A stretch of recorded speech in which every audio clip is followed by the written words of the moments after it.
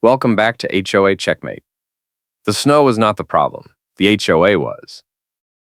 Carol pointed at my front walk and screamed that the snow was packed into ice, and that counted as not cleared, and she was issuing a fine and a reinspection fee today. You will not talk your way out of an ice hazard, she said, her voice cutting through the whiteout like a siren.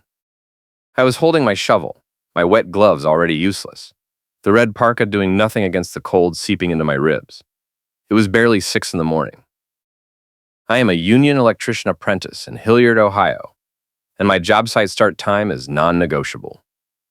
Miss the clock, and you are off the crew for the day. I had cleared my front walk at 5, scraped it down to bare concrete, salted the whole thing. The ice she was pointing at was not ice. It was wet pavement with a thin glaze from the melt-freeze cycle that hit every driveway in the Golden Oaks Property Owners Association. Carol Harris did not care. She had her clipboard with the clear rain cover, a stack of pre-filled forms tucked under one arm, and that look on her face that told me she had been waiting for this. The delivery driver had blocked the curb 20 minutes earlier, engine idling, hazards flashing, dropping off a pallet of drywall for my renovation. I was mid-project, tearing out the upstairs bathroom, and the contractor's schedule was tight. One delay and I was looking at thousands in cascade costs. The driver did not ask permission. He just pulled up, unloaded, and left. Carol must have been watching from her kitchen window, because she was out on my walk before the truck even cleared the block. "This is your responsibility," she said, jabbing a finger at the tire tracks in the slush. "You allowed an unauthorized commercial vehicle to obstruct the snow removal zone during active weather. That is a violation under Section 12-4. I told her I did not authorize anything. The driver worked for the supply company. I gave her the tracking number, told her to call them. She cut me off. "I do not need proof. I have paperwork and vibes," she said, and I felt my stomach drop because I knew exactly what that meant. Carol Harris was the Design Review Board vice chair, and she had made a career out of blocking approvals and inventing reasons to fine people. She had a reputation. Everyone in Golden Oaks knew it. Most people just paid and moved on. I did not have that option. My renovation was already eating my savings, and I could not afford to let her pile on fees. She handed me the first notice right there on the walk. A winter violation notice that read like a ransom note. Deadlines that made no sense. A reinspection fee due within 48 hours, and a penalty clause that doubled if I contested.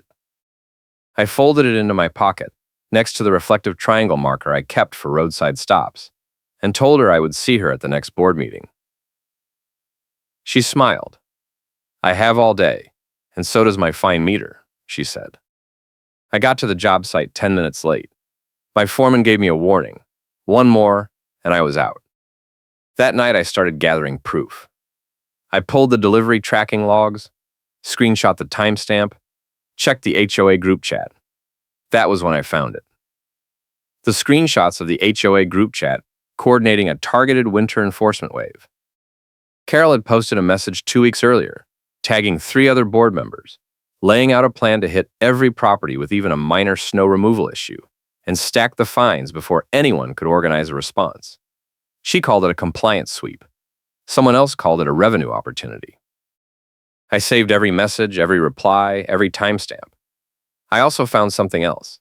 The snow rule Carol kept quoting, Section 12-4, had never been properly adopted.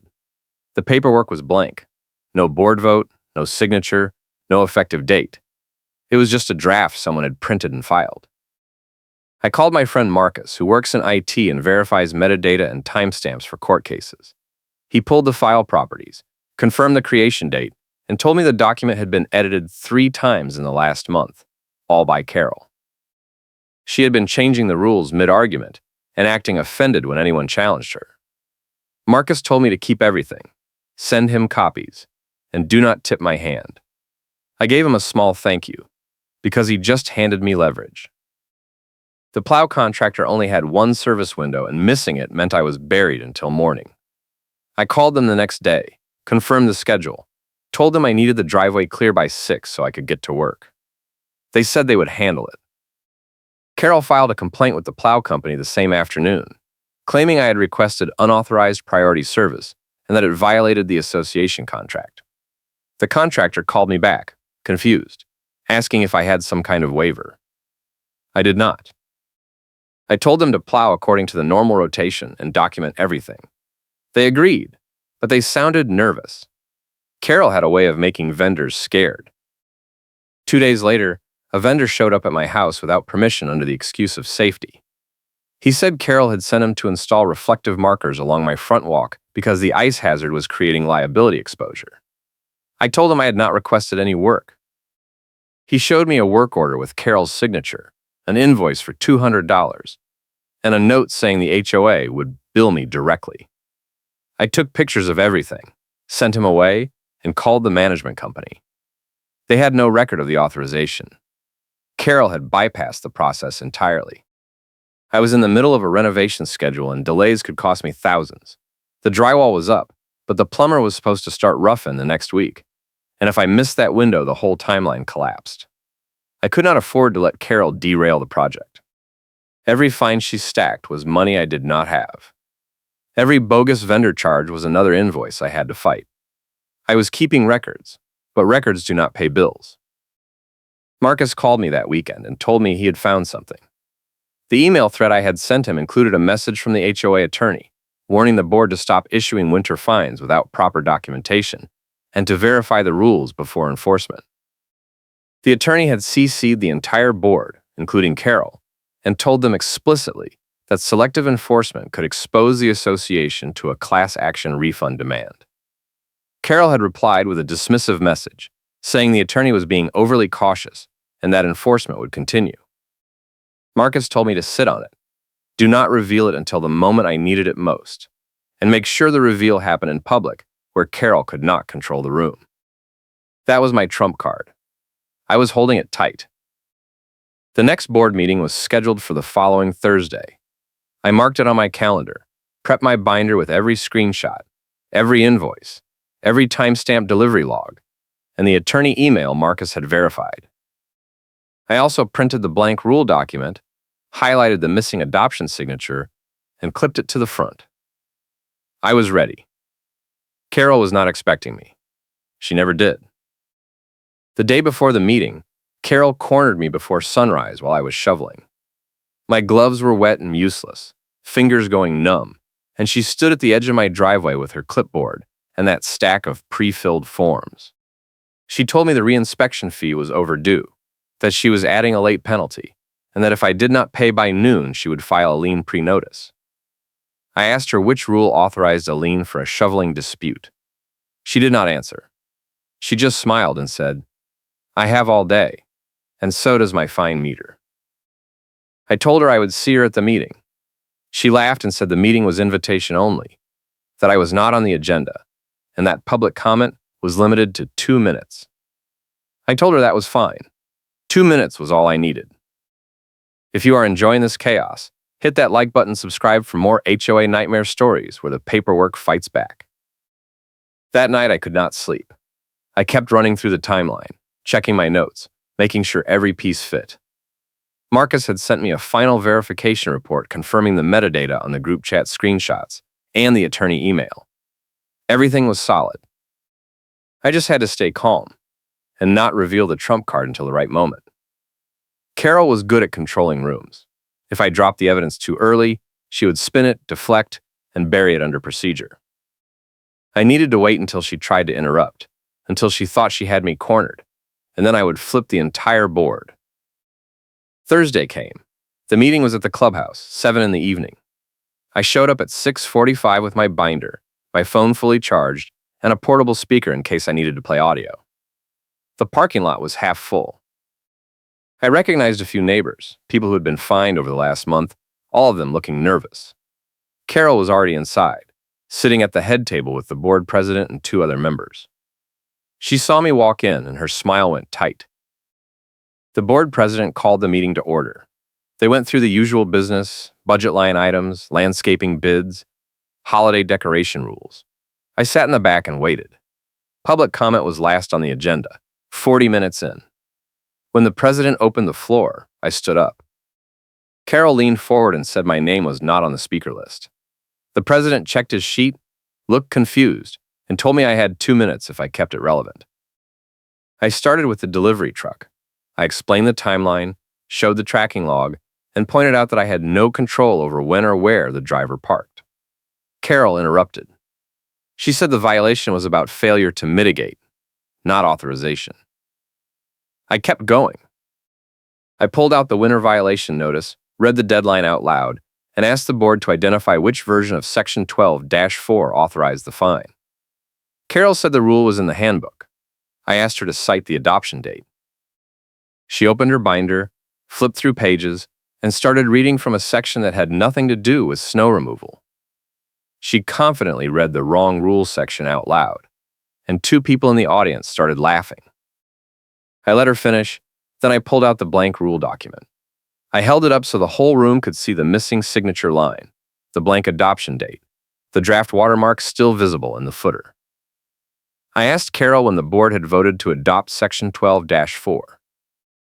She said it was approved years ago. I asked for the minutes. She said they were filed. I asked where. She did not answer. The board president looked at the secretary. The secretary shook her head. Carol stood up, face red, and said I was wasting everyone's time with procedural games. She said the rule was enforceable regardless of paperwork, that the association had always enforced winter safety standards, and that my refusal to comply was proof of intent to violate. I told her I had complied.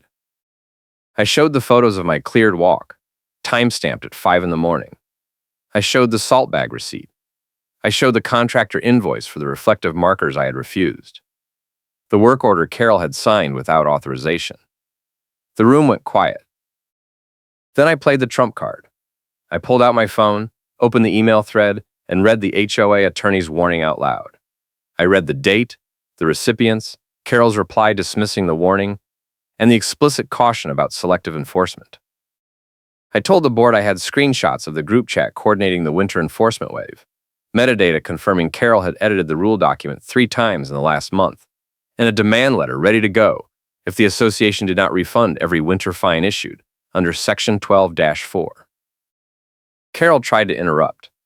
She said the email was taken out of context, that the attorney had been referring to a different issue, and that I was cherry-picking facts.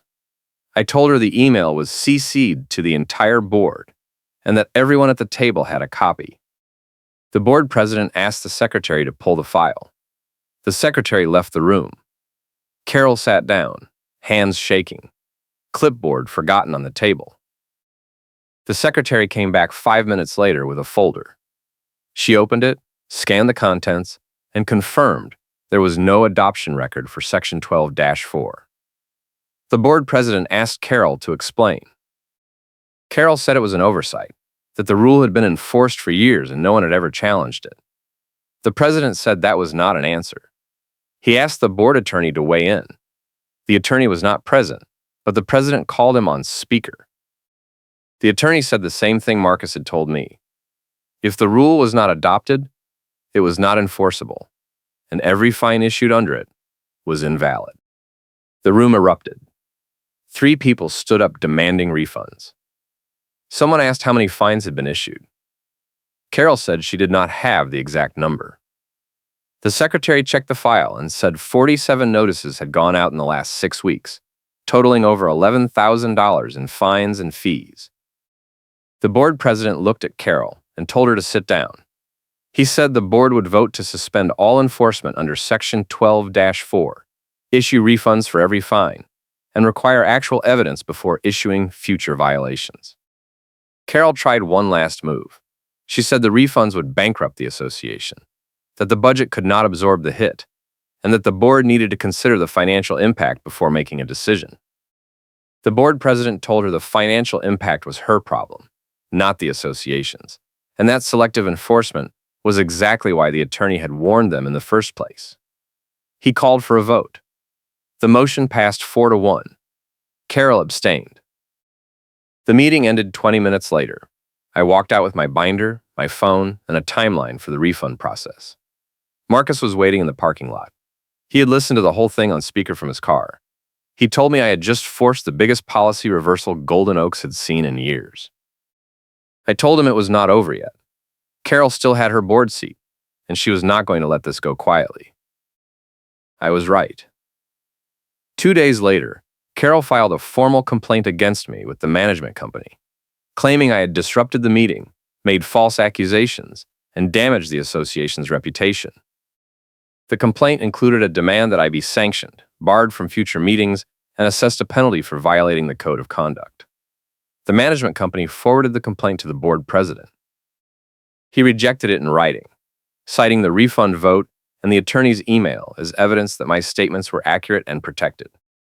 Carol did not stop.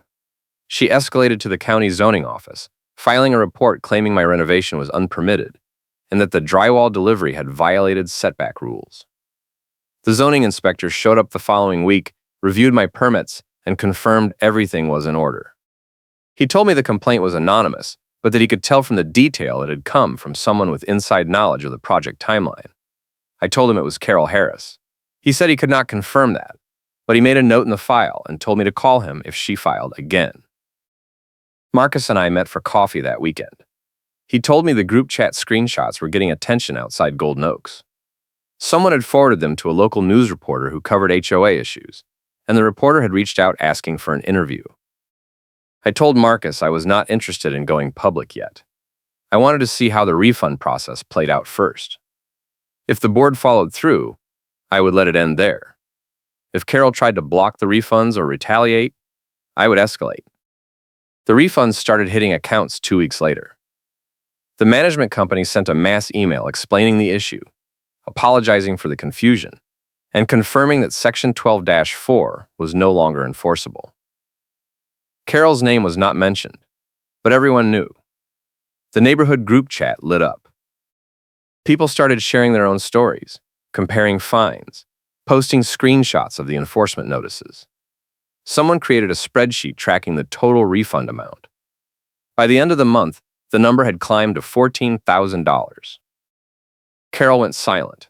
She stopped posting in the group chat, stopped attending board meetings, and stopped showing up at the clubhouse. Rumor was she had hired a lawyer to challenge the refund vote, but nothing came of it. The board president confirmed in the next meeting minutes that Carol's selective enforcement had been documented, that the board had voted to require actual evidence before issuing fines, and that future violations would be subject to third-party review. The final piece came 6 weeks later, a third-party compliance report that cleared me completely. The management company had hired an independent auditor to review the winter enforcement wave, verify the timeline, and confirm that every fine had been issued without proper documentation. The auditor's report was brutal. It confirmed that Carol had bypassed the approval process for vendor work orders, edited rule documents without board authorization, and coordinated enforcement actions in private group messages that violated open meeting laws. The report recommended that the board adopt new oversight policies, require dual signatures for all fines over $50, and establish a formal appeals process for disputed violations. The board voted to accept all the recommendations. Carol resigned from the design review board the same week. She kept her seat on the main board, but her influence was gone. No one trusted her anymore. The neighborhood had seen the receipts, and the receipts had won. My renovation finished on schedule. The plumber wrapped rough in, the tile went up, and the final inspection passed without issue. I kept the reflective triangle marker in my coat pocket, a reminder that sometimes the smallest detail is the one that saves you. The HOA votes to require actual evidence before fines now. Carol's own selective enforcement got documented in the minutes. The independent audit found improper late fees tied to winter notices, and the HOA was forced to refund a large batch of charges across the neighborhood. People started calling me when they got violation notices, asking for advice, wanting to know how to fight back. I told them the same thing Marcus told me. Keep records, verify everything, and do not tip your hand until the moment you need it most. Carol still lives in Golden Oaks, but I have not seen her on my street in months. The clipboard with the clear rain cover disappeared. The stack of pre-filled forms is gone. The last time I passed her house, the driveway was covered in snow, uncleared, ice patches everywhere. I did not report it. I just kept walking. Until the next HOA story, take care, and I will see you soon.